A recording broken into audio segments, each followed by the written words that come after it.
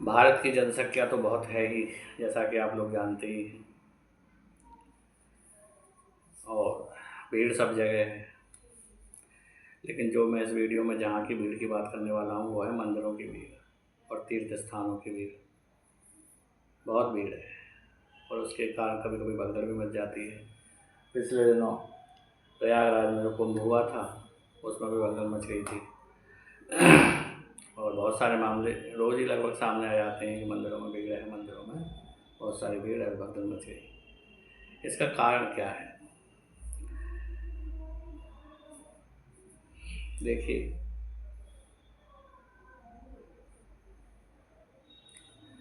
अगर हम प्राचीन मंदिरों की बात करें तो उन मंदिरों का जब निर्माण हुआ था और उन मंदिरों में जब जो जिन भक्तों की वजह से भी वो निर्माण हुए थे वो भक्त कर रहे थे अपनी साधना, उपासना, और उस समय तो उनको कोई नहीं जानता था, तो वो तो अपनी एक झोंपड़ी में साधना करते थे। अब वो मंदिर हो गए प्रसिद्ध, अब बढ़ने लगी उनमें भीड़, और यदि यह प्रसिद्ध हो जाए किसी मंदिर के विषय में कि वहाँ मनोकामना भी पूरी होती है तो आप फिर समझ ही सकते हैं कि क्या क्या होगा। तो उन प्रसिद्ध मंदिरों में बढ़ती हुई भीड़ का कारण यही है कि संरचना है वो प्राचीन काल की है, क्योंकि उन उन लोगों को जिन्होंने वो मंदिर बनाए हैं उन्हें न तो उन्हें उम्मीद थी, न उन्हें आशा थी, न वो आशा करते थे। वो तो एकांत में भजन करते थे, उन्हें क्या मतलब पड़ा है कि कोई आए कोई ना आए, वो तो एकांत में भजन कर रहे हैं। अब वो विग्रह हुए प्रसिद्ध, तो अब वहाँ बनने लगी है भीड़। तो ऐसे मंदिरों को क्या किया जा सकता है? ऐसे मंदिरों को केवल देखिए यही उपाय है कि लोग अनुशासन में रहें, एक तो दूसरा है मंदिर प्रशासन भी सजग रहे। लेकिन वास्तव में मंदिर में भीड़ है ही इतनी कि न तो प्रशासन भी कुछ कर सकता है और न लोग ही कुछ कर सकते हैं। इसमें जो अगर कुछ कर सकता है तो वो है संवेदना। जब आप मंदिर में जाएं तो एक दूसरे के प्रति संवेदनशील यदि आप रहेंगे, लेकिन ऐसा होता नहीं है। ज़्यादातर मैं देखता हूँ कि लोग बड़े असंवेदनशील हो जाते हैं। लोग सोचते हैं कि इस विग्रह को हम उठा ले जाएं, यदि लोगों का वश चले तो वो विग्रह को उठा ले जाएंगे। टूटे पड़ते हैं। इतनी अधीरता, इतना स्वार्थ, केवल अपना ही सोचने की वृत्ति जो मंदिरों में उस समय दिखाई देती है वो कहीं दिखाई नहीं देगी आपको। ऑफिसों में दिखाई नहीं देगी, मॉल्स में दिखाई नहीं देगी, मल्टीप्लेक्स में दिखाई नहीं देगी, मंदिरों में दिखाई देगी। जबकि मंदिरों में तो अनुशासन होना चाहिए ना। मंदिरों में तो आस्तिक लोग जाते हैं, मंदिरों में तो आस्तिक लोग, सभ्य लोग, भगवान के भक्त लोग जाते हैं, तो वहाँ पर तो अनुशासन होना चाहिए, होता नहीं। तो ऐसी अनुशासनहीन भीड़ जब प्रवेश करेगी मंदिर में, और वो भी फिर धर्म का उन्माद, और वो भी फिर मनोकामना, वो भी पूरी होती है। और मनोकामना तभी पूरी होगी जब भगवान की दृष्टि से दृष्टि मिलेगी। दूर से नहीं होगी कम मनोकामना पूरी, मंदिर के बाहर से नहीं होगी, वो वहीं होगी। जब तक भगवान के बिल्कुल करीब नहीं पहुंच जाएंगे तब तक मनोकामना भगवान तो अंतर्यामी है ही नहीं, वो तो उस विग्रह में ही निवास करते हैं। ऐसा उन लोगों की सोच है। वास्तव में जो भगवान मंदिर में विराजमान है वही भगवान हमारे घर के ठाकुर जी में विराजमान है। घर के ठाकुर जी वही हैं, ऐसा विश्वास होना चाहिए। अरे उन भक्तों को भी तो यही विश्वास था, जो जिन भक्तों की वजह से आज वो मंदिर प्रसिद्ध हैं, उन भक्तों को भी तो यही विश्वास था कि वो भगवान सर्वत्र हैं, सर्वव्यापक हैं। तुम कर लो ऐसा विश्वास, तो फिर मंदिरों में जाने की आवश्यकता क्यों पड़ेगी? और फिर जो भीड़ भरे हुए मंदिर है उनमें मंदिर जो पुराने मंदिरों का बनाने का उद्देश्य था वो तो समाप्त हो गया है ना। क्या उद्देश्य था? उन मंदिरों का उद्देश्य यह था कि कुछ पल जाके आदमी अपना वहाँ पर ध्यान लगाएगा, शांत से बैठेगा। शांति है मंदिरों में इस समय? भयंकर शोर है। मंदिर में भगवान की प्राप्ति शोर से होती है, शांति से होती है? आप लोग स्वयं सोचिए। मंदिर में आदमी बैठे और कुछ देर शांत होकर ध्यान करे, यही तो उद्देश्य है। या यह उद्देश्य है कि हमारी मनोकामना पूरी हो जाए? यदि यह उद्देश्य है, जो आपका उद्देश्य बदल गया है, आपका उद्देश्य ही वो नहीं रहा है जो मंदिर में जाने का उद्देश्य था। मंदिर में आने वाले लोग अब साधक थोड़ी हैं, वो तो मनोकामना पूरी करने वाले लोग हैं, हमारी मनोकामना पूरी हो जाए। तो ऐसे लोग जब मंदिरों में प्रवेश करेंगे तो यही होगा, भगदड़ी होगी, और क्या होगा। तो एक सामान्यतः यदि एक सादगी की दृष्टि से देखें तो घर के किसी पास के किसी मंदिर में जाकर बैठना बहुत अच्छा है, बजाय इसके कि हम किसी प्रसिद्ध मंदिर में जाएं। मैं प्रसिद्ध मंदिर में जाने का विरोधी नहीं हूँ, आप अवश्य जाएं यदि आप जा सकते हैं तो, लेकिन वहाँ अनुशासित तो रहो, वहाँ लाइन तो लगा कर चलो, वहाँ कम से कम मंदिर प्रशासन आपसे कहे कि चलिए आगे बढ़िए तो आगे तो बढ़ो, जिद तो मत करो कि नहीं हम तो इतनी दूर से आए दर्शन ही करके जाएंगे, या फिर हम तो 10 मिनट या 15 मिनट यहाँ खड़े रहेंगे। भाई आपसे पीछे भी तो लोग आ रहे हैं ना, उन्हें भी तो दर्शन करना है।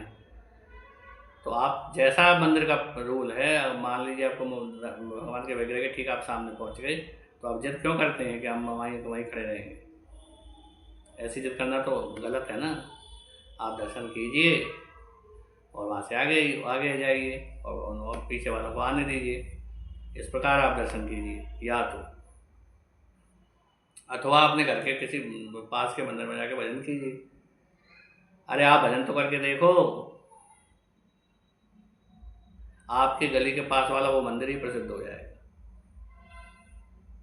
आपकी गली के पास वाला जो मंदिर है ना, जो शांत मंदिर सुनसान पड़ा हुआ है, आप भजन करो बैठ के वहाँ पर, और वो मंदिर प्रसिद्ध हो जाएगा आपकी वजह से। जो आज जो प्रसिद्ध मंदिर है वो भी किसी भक्त की वजह से ही प्रसिद्ध हैं। वृंदावन के बांके बिहारी स्वामी हरिदास जी की वजह से प्रसिद्ध है। और उनमें क्या चमत्कार है, भक्त का चमत्कार है, वो भगवान का चमत्कार नहीं है।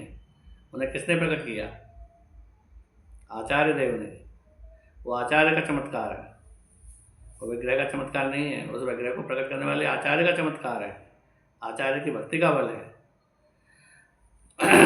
श्री राधा वल्लभ सरकार को किसने प्रकट किया, इतरवंश प्रभु ने, आचार्य का बल है, आचार्य ने प्रकट किया, आचार्य की महिमा है।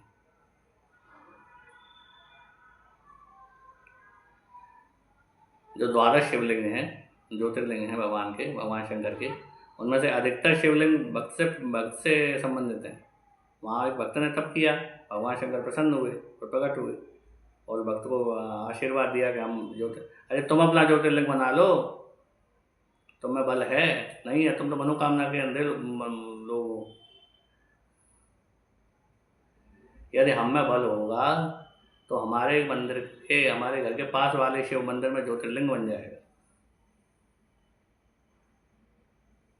अवश्य। भगवान शंकर वहीं प्रकट होंगे, क्या भगवान शंकर अलग हैं क्या। लेकिन तुमको तो, हमें तो ज्योतिर्लिंग में वहीं आना है, क्योंकि हमको ये विश्वास है कि वहीं पर मनोकामना पूरी होगी। ऐसी कैसी मनोकामना जो वहीं जाकर पूरी होगी।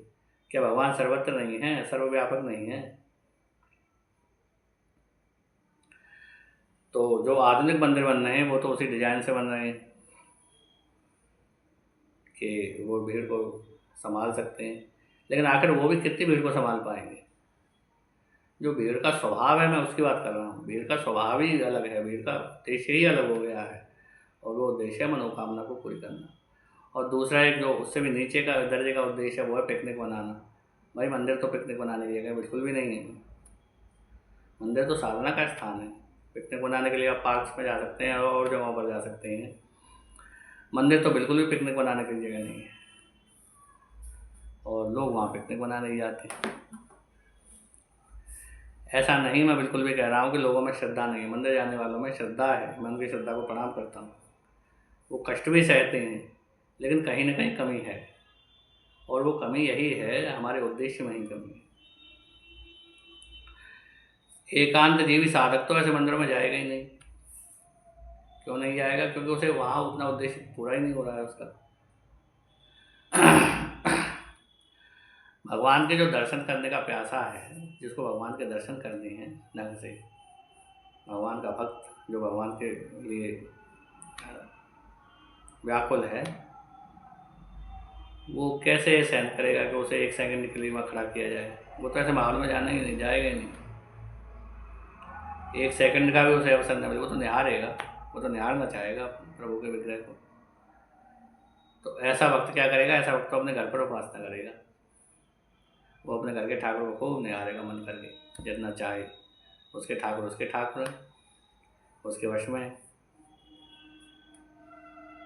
लेकिन वहाँ ऐसा नहीं हो सकता, और वहाँ ऐसा करना भी नहीं चाहिए। आजकल के आधुनिक परिवेश में तो ऐसा करना भी नहीं चाहिए। मंदिर का जो प्रशासन जो कहे वो करो, अनुशासित रहो और संवेदनशील रहो। ये मेरा मुख्य उद्देश्य, मुख्य संदेश इस वीडियो का ये है कि कृपया एक दूसरे के लिए संवेदनशील तो बनो। इतने स्वार्थी मत बनो कि हमें ही भगवान के दर्शन हो जाएं। आपके पास में अगर कोई वृद्ध हो, कोई लाचार हो, कोई दर्शन करने का इच्छुक हो, तो उसे पहले करा दो। आप उसे पहले करा कर दो, देखो आपके दर्शन तो अपने आप हो जाएंगे, निश्चित रूप से हो जाएंगे। आप उसे दर्शन करवाओ। लेकिन नहीं जी, हम करेंगे पहले दर्शन, हमारी कामना पूर्ण रह जाएगी फिर। तो इस प्रकार ये मेरा उद्देश्य था। इस वीडियो में इतना ही, आगे फिर और किसी विषय पर चर्चा करेंगे। धन्यवाद।